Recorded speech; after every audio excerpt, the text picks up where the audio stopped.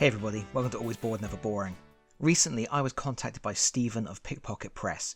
He was gearing up to launch a Kickstarter campaign in March of 2023 for his new adventure board game Old Mage, and wanted to know if I'd be interested in checking it out.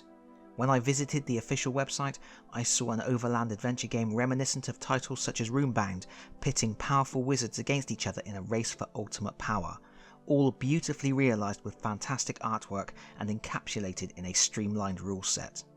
Of course I was interested in checking it out.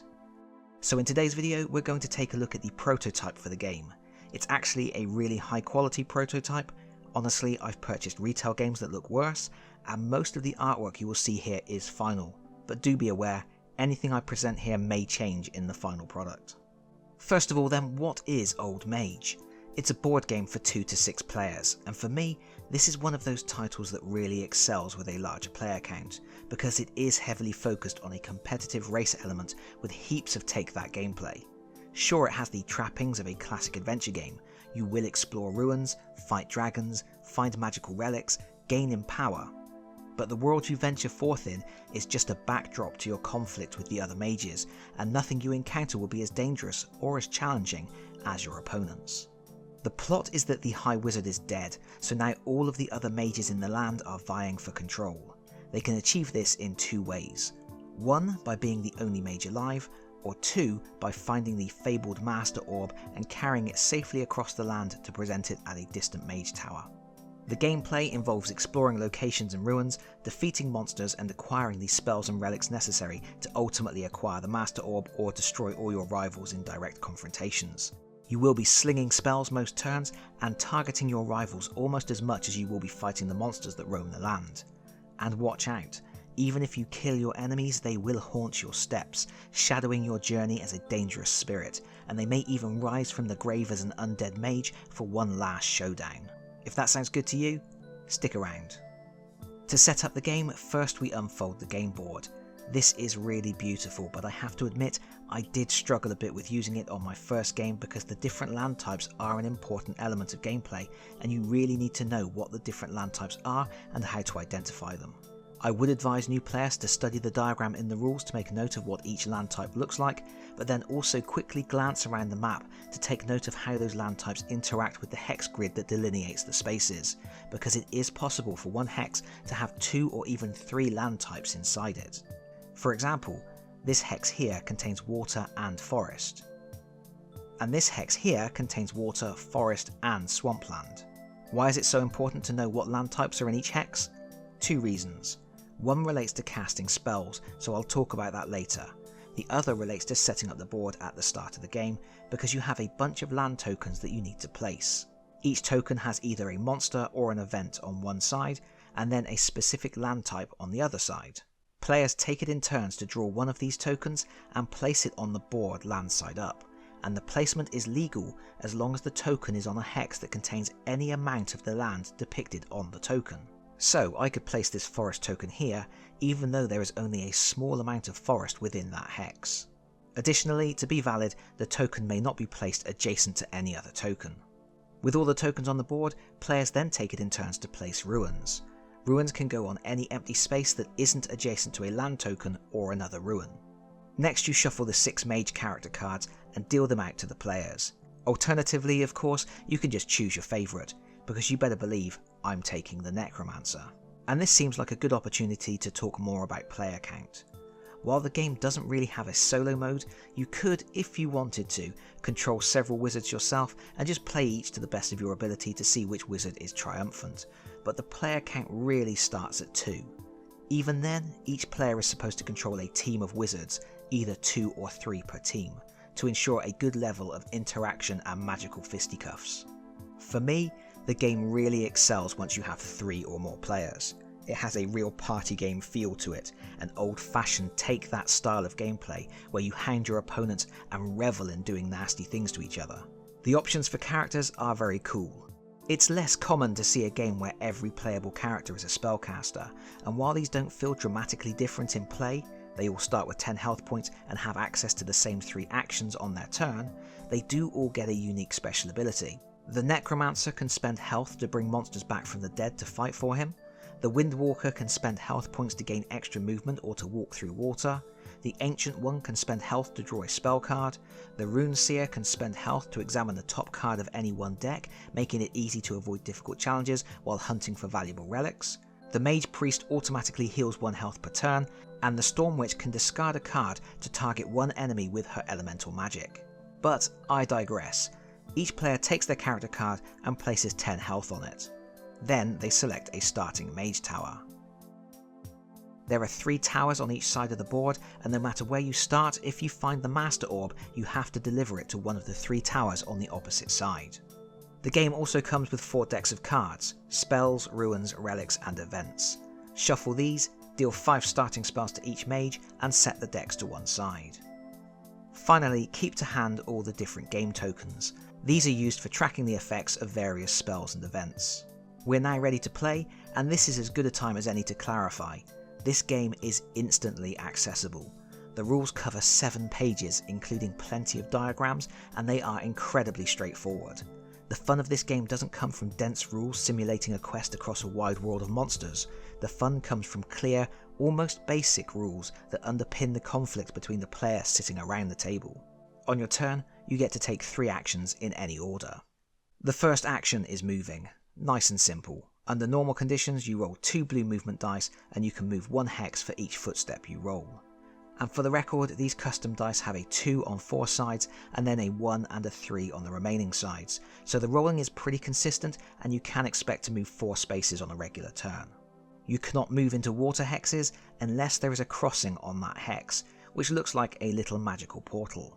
Alternatively, you can move into a water hex if you can trace a path from your hex into the water hex without crossing the water itself. That sounds complicated, it's really not.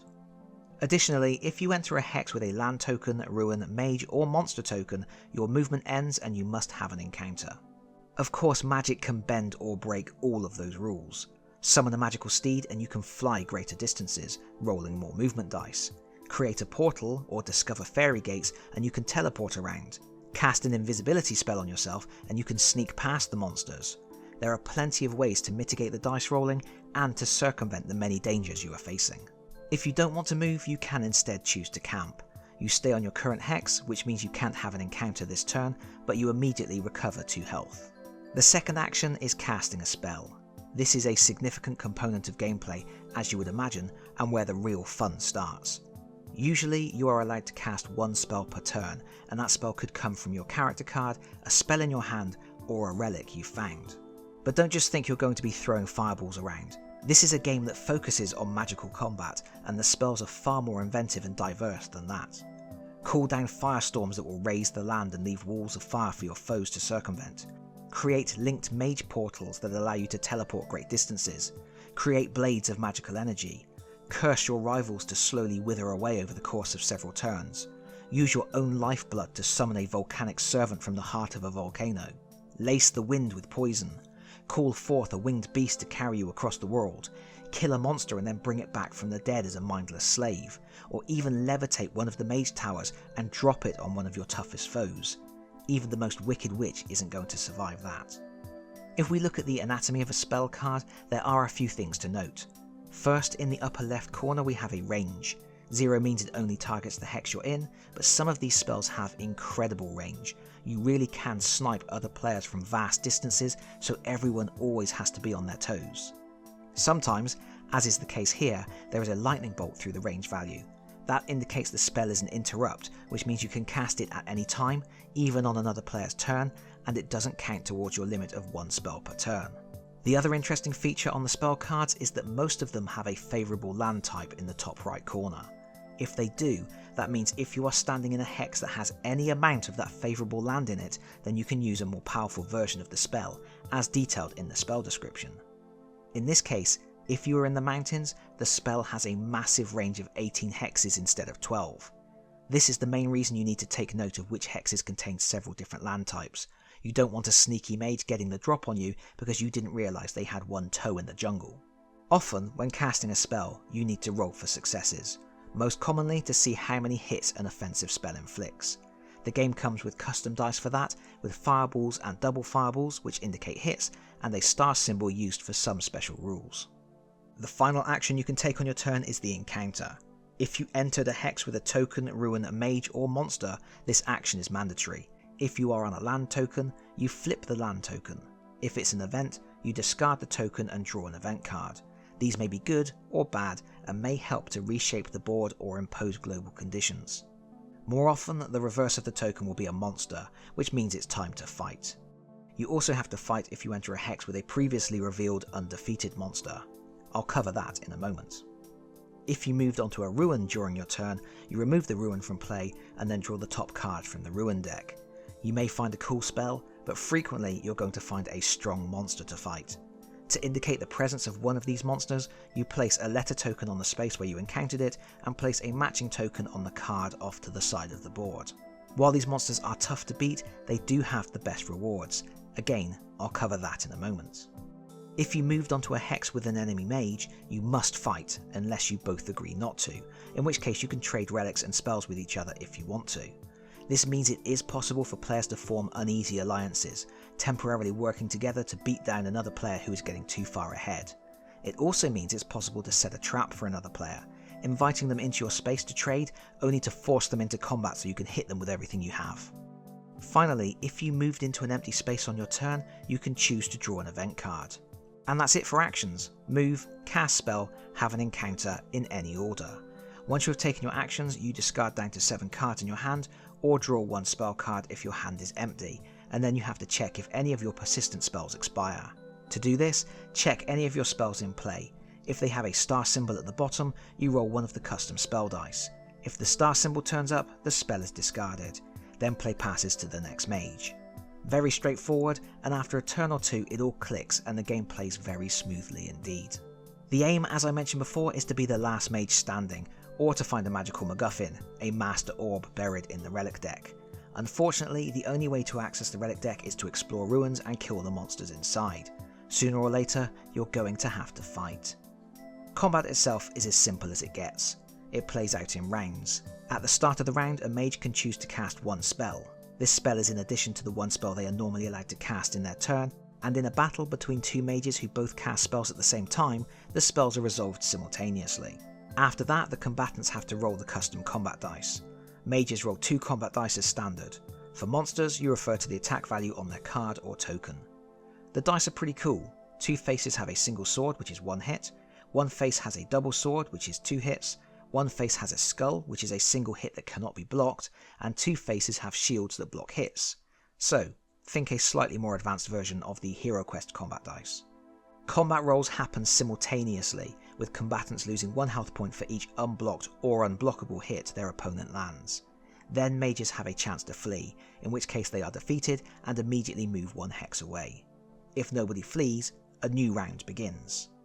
Of course, successfully defeating monsters earns rewards. If you destroy a monster or mage, you gain 1 spell. Additionally, if you destroy a mage, they drop all their relics for other mages to claim. As you can imagine, once a mage has the Master Orb in their possession, they are about to enter a world of hurt. If you destroy a monster in one of the ruins, you gain the reward on their card. Fighting monsters and mages poses significant threat. Combat rolls happen simultaneously, so even if you defeat an opponent in a single round, you may still take damage, and if you're reduced to 0 health, you're dead. Fortunately, mages don't take being dead lying down. Most of the time they aren't all dead at all, they're just mostly dead. There's a big difference. When you lose your last health point, your game is only just beginning, because now you flip your character card over, and you have a new character card. You have become a terrifying haunt, a wandering spirit like a bitter wind on the plains, intent on harassing your opponents and delaying them long enough for you to amass the energy to rise once more as an undead mage for 1 last chance at victory. When you become a haunt, you replace your standee with a spooky haunt standee. Now, when it's your turn, you roll the 2 haunt dice to determine which 2 actions you're allowed to take. You may move 2 spaces, 3 spaces, or 4 spaces. You may draw a spell, or cast a spell. But this is the most fun. You may be able to flip the closest land tile. You discard events, but if you reveal a monster, you possess it, and then you get to run around fighting the other heroes until you are defeated, at which point you return to your haunt form. When you are rolling the 2 haunt dice, if you ever roll up 2 identical symbols, you rise from the grave as an undead mage. You return to unlife, gaining 5 health and 2 spells, and then you can once again take normal turns, attempting to defeat your rivals or claim the Master Orb for yourself. But if you should die a second time, that's it, game over. There are no third chances. And I love that. In a competitive game where one of the win conditions is to be the last person standing, player elimination is a real concern. This game deftly gets around it by giving the defeated player something to do. While you are a haunt, you're technically out of the game. You can't win. Once all but one mage is a haunt, the game is over, and yet you are still actively engaged. You can still try to cause trouble for the other players, and it never feels pointless because there is always that chance you may get to return as an undead mage when it once again becomes possible for you to be the overall winner. It's a very simple rule, but it cleverly circumvents what could have been a major sticking point for the game, and it just ensures everyone is always in a position to have fun. And overall, I think that's what the game is, fun. It is very competitive, it is very in your face. If you don't like take-that games, or you mainly play solo or co-op games, this isn't going to be a great fit for you. But if you enjoy getting a group of friends around the table to laugh, smack talk and play nasty tricks on each other, this could be an excellent choice. For me, it's all about the higher player counts here, and the easily accessible rules, smooth gameplay and competitive play style lends itself very well to a beer and pretzels type evening where you aren't looking for something deep and strategic and just want to roll some dice and see how the battle unfolds. If you think you could see yourself and your gaming group diving into the world of Old Mage, the best thing to do is to hop over to the sign up page, which is linked in the video description below, to register your interest and to make sure you get notified when the Kickstarter launches. As I mentioned at the top of the video, the campaign should go live in March. I will post a little reminder here on the channel when that happens as well. But for now, that's about all I have to say about that. Thank you once again to Pickpocket Press for sending over this prototype for me to check out. Thank you to all of the Always Bored Never Boring club members, and thank you everyone for taking some of your valuable time to listen to me today. If you liked the video, please consider pressing the like button.